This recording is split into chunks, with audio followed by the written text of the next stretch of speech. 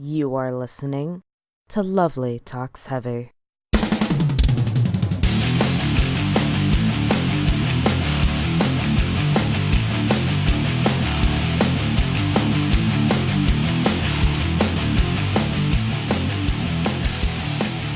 Hello everybody, and welcome to Lovely Talks Heavy.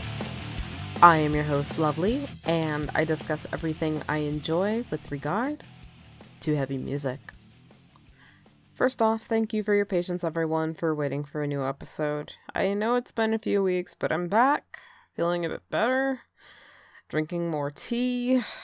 It's been a bit difficult, but let's put aside any nasty thoughts about depression aside and talk about some fun, heavy music stuff, okay? The fun music stuff in question today is the new music video / short film for Brendon's Galaktikon 2 for Nightmare. It dropped on February 22nd via Funny or Die, and the trailer dropped a week before that, giving everyone a lovely surprise and building up their anticipation to this sweet, hot, brand new content. Brendon Small went on WTF with Mark Maron to talk about the music video for a bit, and he mentioned that we would get this music video in March, but to our delight, we got it a bit earlier. In the episode, Brendon teases about the music video and attempts to convince Mark Maron not to be so down on his own guitar abilities, which is hilarious to me considering that Mark Maron did the voice of my favorite Metalocalypse character, Magnus Hammersmith, who considers himself at least a halfway really decent, okay, kind of the greatest guitar player ever. I'll link the episode of WTF in the description, along with some other fun Galaktikon-related videos, including a behind-the-scenes video where Brendon discusses the adventure taken in the music video for Nightmare. And let's go ahead and examine the video for Nightmare itself. It begins with the hero of Galaktikon, Triton, and his companion R2-D2, T1-T5, flying in their ship above the clouds of possibly some planet, or just in the galaxy, minding their own business, until they encounter another, much larger ship which forcibly boards them onto it. Triton and T1-T5 split up to go explore around this new ship to see what the deal is, and it isn't too long before Triton gets captured by some guards. Triton is then imprisoned by the guards, and then the supposed leader of the ship, an evil white queen, walks up to torture him. Triton is then sucked into some sort of vision in the midst of his torture. In the vision, he's falling in the sky, the same sky where he was flying his ship before coming onto this ship where he's currently being tortured. He keeps falling until he's just below the clouds where he begins to float. A large space whale swims up to Triton and electrically imbues him with an ability to help him escape from the torture that he's enduring. Triton begins to run off but is deterred by the demon guards that earlier captured him. However, they are then taken out by T1-T5, and then Triton and T1 make their way to their ship in a montage of their silhouettes running as the enemy ship falls into destruction. We see one final shot of the fallen evil white queen shouting in defeat before her ship falls into total destruction, and Triton and T1 are safely flying away in their own ship as the music transitions into the Ocean Galactic, also from Galaktikon 2 Become the Storm. The video's cast features David Dastmalchian as Triton, Jill Janis as the evil white queen, and Steve Agee and Pat Jankowicz as the demon guards. Special effects work was overseen by Brendon's brother, Jeff Small. So what are my thoughts on this video then?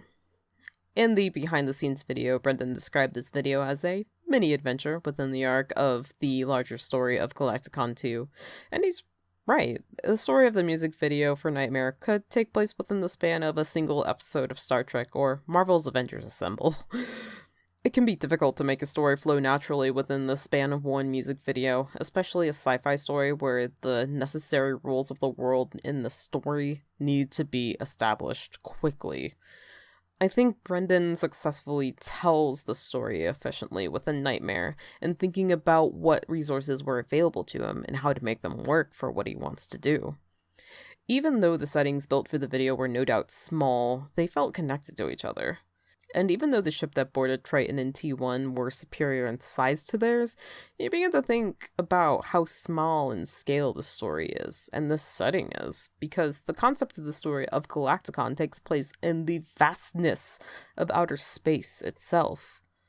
The video itself looks very beautiful. Kudos again to Jeff Small on his special effects work. The contrasting color schemes and scopes of the settings within the story add a cool layer to the adventure. The outsideness of space is vast and colored bright orange, whereas the inside of Triton's ship is small and dark. The ship of the evil White Queen is vast and dark, while the vision that Triton has is small and in the bright orangeness of space. We see him begin the video navigating through space in his vehicle, and by the end of the video he travels through a very large vehicle with the help of space. Similar settings are navigated inversely in this video. Another neat bit of symbolism/inspiration I found in this video lies again in the space that Triton flies through. In the beginning, Triton is flying above the clouds, but in the vision that he has, he falls just below the clouds, encounters a space whale, and is imbued with a power that helps him escape. And considering the character is named Triton after the son of Poseidon in Greek mythology, and that Triton doesn't encounter the whale till he falls just beneath the clouds, we can infer that the clouds are meant to represent the ocean, or an ocean galactic. You hear that? That's me winking. Anyways. This might be just me digging a bit too deep, but this is content coming from Brendon Small, so I tend to dig deep and getting excited about his stories, so if I can dig deep, I think that's something good to say. But anyways. Is there anything that I don't like about this video? Well, I wouldn't say I dislike it, but rather hold some hesitation about. Whales, power imbuing, hell, even the silhouetted running sequence that was in the music video were all things we've seen in Metalocalypse before, which leads us to believe in even more now that Galaktikon 2 is connected to and ties together the story of Metalocalypse. We've seen these pieces of the music video in Metalocalypse in some form or another. Whales communicating with Nathan Explosion and having prophetic powers, Squiskar Squigolf stumbling upon his godly guitar powers as a child, the silhouettes of characters running or getting beheaded throughout Doomstar Requiem. Once we get lyrics, we will clearly see where more of these connections lie.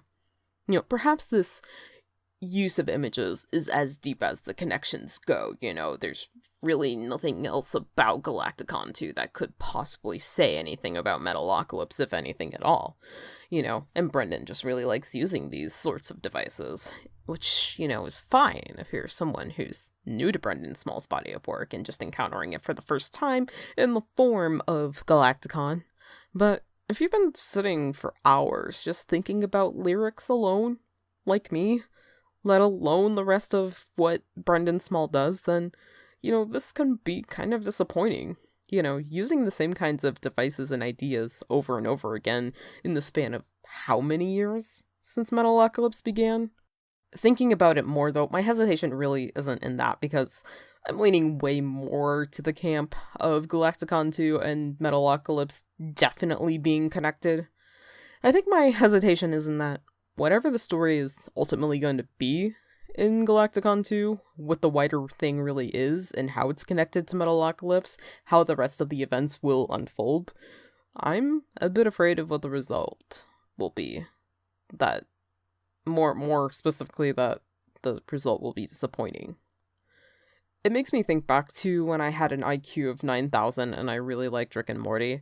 In season 1, each episode was a different fun adventure that alluded to a dark past that Rick Sanchez had, granting insight into why he was such an asshole to his own family. The show was littered with callbacks to Justin Roiland's previous work before he hit it big with Rick and Morty, which should be a big red flag in terms of comedy and storytelling if you can only make the same 5 jokes, and one of them is about a sentient pedophilic jelly bean. Similar kinds of stories were told in season 2, particularly with an episode that revisited multiverse channel surfing, but there was a couple of interesting episodes, my favorite of season 2 being the episode where the Earth was drafted into an intergalactic talent show, because that was the one that felt most like a adventure. Season 2 ended in a cliffhanger where Rick is arrested finally for his intergalactic war crimes, and the viewer is interested and hopeful for what will happen next season. However, the first episode of season 3 was massively disappointing with no stakes whatsoever, and then from what I've read and heard of the rest of the season, it was mediocre and dumb, and I hated it. It shouldn't be too deep in the first place, considering that it's a show on Adult Swim where nothing is meant to be deep, but if you're a show that wants to at least pretend that something deep and high stakes is happening, you should focus on writing a cool story instead of catering to an audience of dumbasses that thinks they're smarter than the rest of the world because on some level they relate to an asshole character who happens to wear a lab coat. Or worse yet, thinking you're better than people who spend more than 2 seconds criticizing your show or wanting a real world connection to the characters. Why do I bring up Rick and Morty? Because at a certain point, despite the shitty fanbase that it garnered, despite its shitty writers who don't want to pay its animators fair wages, there was a lot to like about it, even in its second season. And despite the venomous view I developed towards Rick and Morty going into its third season, part of me really wanted to like it still. I am of the belief that if you love something, you can spend a good time being critical of it. And while I most certainly don't have the level of vitriol for Brendon and his work that I do for Rick and Morty, I have had some criticisms and discomforts. The biggest being that Brendon clearly wanted to build up to some sort of grand battle in the story, but too much of the series went on with the tribunal who we are led to believe are the antagonists. We're just sitting and watching Deathclaw do dumb shit. And then season 4 storytelling felt rushed because it was exposition heavy. It suffered more so because an entire 11-minute episode from season 4 of Metalocalypse was spent creating a straw version of people who are critical of media that they consume, and then comparing them to the KKK. Season 4's storytelling already had so much shit to pack into its 11-minute episode format, and one of those precious chunks of airtime was spent doing that. I give Brendon a pass on that just barely because he didn't write that episode, only allowed it to happen because I assume he thought the jokes were funny because Deathclock were made uncomfortable by an accusation of being racist. I think if Metalocalypse were just a silly cartoon about the world's most successful and famous death metal band without the deep underlying grand story happening, it would have been fine, and it would have had a longer lifespan on Adult Swim. Adult Swim shows aren't meant to be deep or involving in the first place because they're on late at night. They're supposed to be just, mindfucks for people who are up late and most likely drunk and or stoned. Or the shows are just full of jokes that aren't really funny, but they seem funnier to you because you're just up late and you're tired. It sucks because Brendon wanted to tell a story, and by virtue of it being on Adult Swim, the story was held back, up to its own cancellation. About a year and a half of waiting built up to the third season of Rick and Morty, and its first episode left me disappointed. It's been so much longer than that since the clock opera Doomstar Requiem came out, and leaving Metalocalypse fans speculating and wanting to know, thirsty for what happens next. Brendon has been teasing us with the idea that Galaktikon 2 and Metalocalypse are connected by omitting lyric sheets from the record's release, by encouraging us to speculate for ourselves what these songs could mean, and by telling us that there is no wrong answer. I do think that an active encouragement of creative speculation around one's own work is a healthy mindset to maintain, and I commend Brendon for that heavily. I mean, hell, look at his attitude towards erotic / fanfiction about the Metalocalypse characters. He loves it, and he's, not upset by it. These are his characters, but he loves to see what other people can do with them. Despite my own speculation and hearing what other people have to say about it, ultimately, Galaktikon and Galaktikon 2 is Brendon's story.